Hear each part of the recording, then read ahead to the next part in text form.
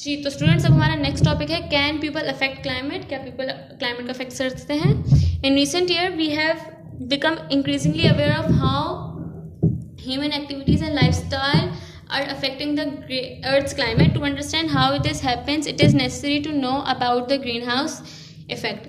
उन्होंने कहा कि हम अपने पिछले सालों में हम देखते आ रहे हैं कि हमारा जो है ह्यूमन एक्टिविटीज़ और लाइफस्टाइल जो है कैसे हमारे अर्थ क्लाइमेट को चेंज कर रहा है, जैसे जो है बहुत मसले हो रहे हैं हमारे अर्थ में। उसको समझने के लिए ये कैसे होता है, हमें सबसे पहले बताना चाहिए कि ग्रीन हाउस इफेक्ट क्या होता है। मैं आपको बताती हूँ पहले ग्रीन हाउस इफेक्ट क्या होता है। What is greenhouse effect? The heat from sun rays heats up the earth's surface, and the warm surface radiates heat back out of into space, and as it leaves the earth's atmosphere, it is trapped by greenhouse gases such as water vapors and carbon dioxide. Without these gases, heat would escape back into the space, and earth's average temperature would be about 15 degrees Celsius colder. But as the level of greenhouse gas in the atmosphere increases, the amount of heat trapped also increases, and this results in an overall increase in the temperature of the earth. This is known as the greenhouse effect. इसमें उन्होंने हमें क्या बताया? उन्होंने हमें बताया कि जब सनरेज हमारी अर्थ सरफेस पे गिरती है तो जो हीट अर्थ एब्जॉर्ब करता है, फिर वो उसे वापस रेडिएट बैक करता है स्पेस में।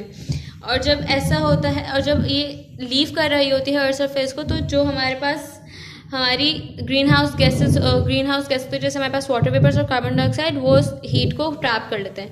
अगर ये गैसेस नहीं होंगी तो हमारी जो हीट है वो एस्केप कर जाएगी हमारे स्पेस में, और जो हमारा अर्थ का जो एवरेज टेम्परेचर है वो 15 डिग्री सेल्सियस ठंडा हो जाएगा, मतलब कि 15 डिग्री सेल्सियस कम हो जाएगा।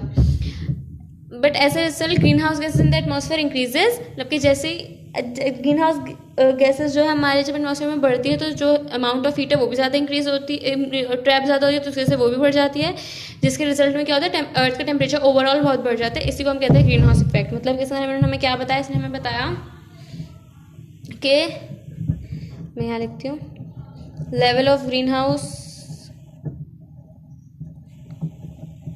गैस इंक्रीज सो उसकी वजह से क्या होगा, हमारे पास amount of heat also increase, which is because temperature of earth also increases. जी, तो हम नेक्स्ट अपने पेज में मूव ऑन करेंगे। हमारा नेक्स्ट है the climate everywhere on earth has become warmer by a few degrees. This is called global warming. Various human activities have caused this to happen by bringing about an increase in the level of carbon dioxide in atmosphere. One such activity is by growing the use of fossil fuel in transport and in industry. Carbon dioxide produced from burning these fuels remain in the atmosphere, thus adding the greenhouse effect, causing rising temperature. Another reason for the अच्छा नहीं, पहले हम ये वाला कर लेते हैं। तो यहाँ इसमें उन्होंने हमें क्या बताया? इसमें बताया कि क्लाइमेट जो है अर्थ का हर जगह जो है ज़्यादा गर्म हो गया है, फ्यू डिग्री कुछ ज़्यादा गया है, उससे हम कहते हैं ग्लोबल वार्मिंग। मतलब कि हमारी अर्थ में ग्लोबल वार्मिंग हो गई है। ग्लोबल वार्मिंग क्या होता है? ह्यूमन की कुछ ऐसी एक्टिविटीज़ की वजह से कार्बन डाइऑक्साइड का लेवल हमारे एटमॉस्फेयर में जब बढ़ जाता है उसे हम कहते हैं ग्लोबल वार्मिंग। अब वो बढ़ता कैसे है? हमारी एक एक्टिविटी ये कि हम जो है फॉसिल फ्यूल का यूज़ बहुत करते हैं अपनी ट्रांसपोर्ट में और अपनी इंडस्ट्रीज़ में। उसके बाद जब हम अपनी फॉसिल फ्यूल्स बर्न करते हैं तो हमारी कार्बन डाइऑक्साइड रिलीज होती है, जो कि हमारे एटमॉस्फेयर में ही रह जाती है, जिससे जो है ग्रीन हाउस इफेक्ट बढ़ जाती है, क्योंकि ग्रीन हाउस गैस है कार्बन डाइऑक्साइड और वो बढ़ जाती है। उस वजह से क्या होता है, हमारा टेम्परेचर राइज हो जाता है और ग्लोबल वार्मिंग कॉज हो जाती है हमारे यहाँ। Another reason for the increase in carbon dioxide in the atmosphere is the unchecked cutting downs of forests. These are the lungs of the earth. They take in carbon dioxide and release oxygen in the air, thus purifying it for us. Each tree that is cut down contributes to the rising level of carbon dioxide in the atmosphere. क्या होता है? हमारा दूसरा reason ये है कि carbon dioxide का हमारे एटमॉस्फेयर में बढ़ने का ये है कि हम बहुत ज़्यादा डिफॉरेस्टेशन कर रहे हैं, अपनी ट्रीज़ को बहुत ज़्यादा काट रहे हैं। ट्रीज़ जो है हमारी लंग्स है हमारे अर्थ की, वो क्या करती है? वो कार्बन डाइऑक्साइड को लेती है और ऑक्सीजन को रिलीज़ करती है। इसी वजह से क्या होता है, हमारा जो अर्थ है, हमारी जो एयर है वो प्योरीफाई होती है। बट जैसे जैसे जो है ट्रीज कट डाउन होती है तो वो क्या करती है? वो कंट्रीब्यूट करती है कि वो लेवल ऑफ कार्बन डाइऑक्साइड बढ़ जाए हमारे एटमॉस्फेयर में, जिससे क्या होता है हमारे पास गर्मी होती है और हमारी ग्लोबल वार्मिंग होती है, और फिर हमारा इफेक्ट होता है climate.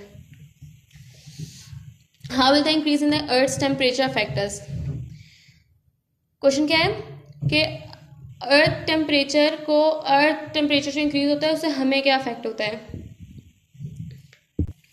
Due to the rising temperature, the ice at the poles have started to melt. If this carries on, it will cause the water level of the ocean to rise and flood the low-lying areas of the land. Most of the land of a country like Bangladesh, for example, would disappear under water, making millions of people homeless. Some parts of the world would become drier, resulting in crop failure, so the agriculture and livestock will be affected.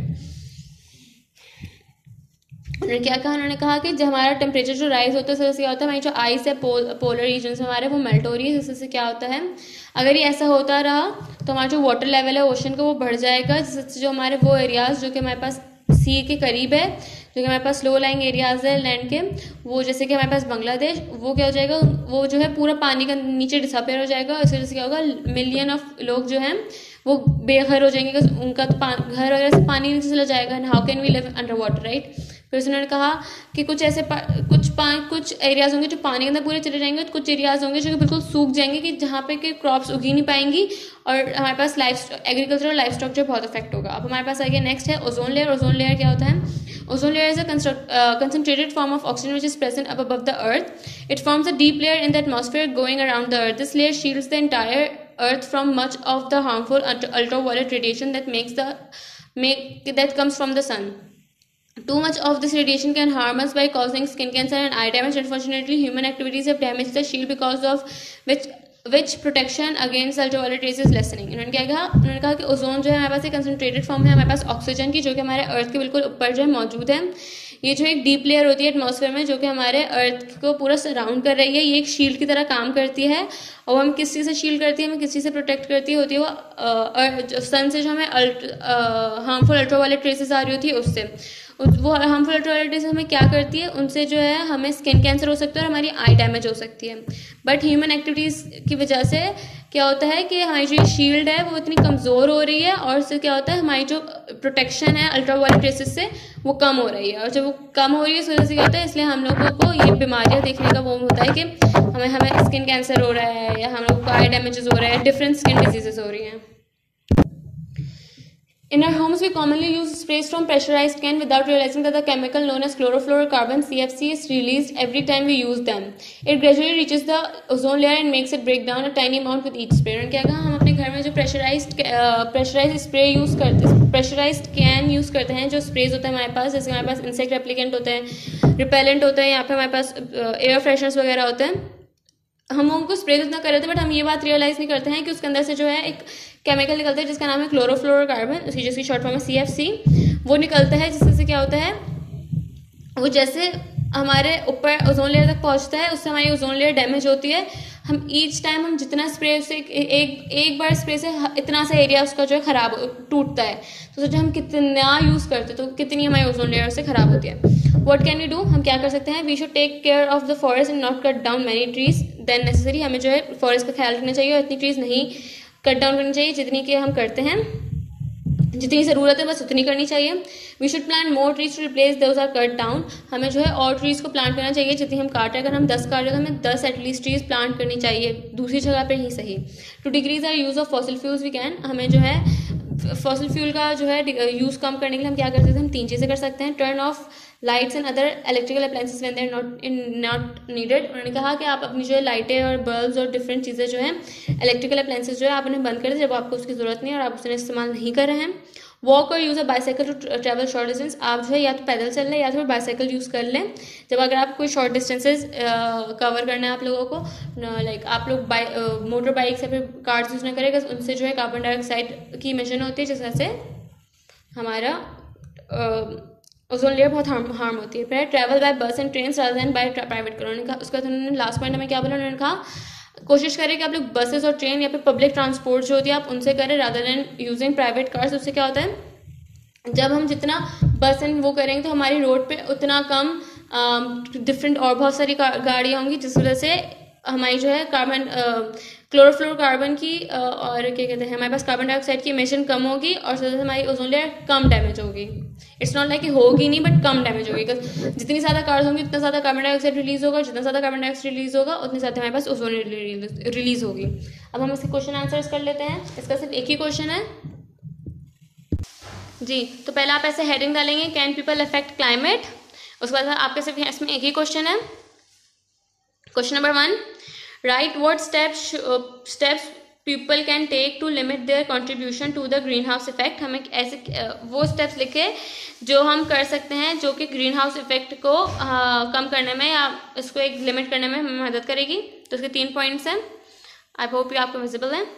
पहला है we should take care of forest, हमें जो forest का ख्याल रखना चाहिए, उन्हें काटना नहीं चाहिए। We should not cut down more trees than necessary, हमें ज़्यादा ट्रीज नहीं करनी चाहिए, जितनी ज़रूरत है सिर्फ उतनी काटनी चाहिए।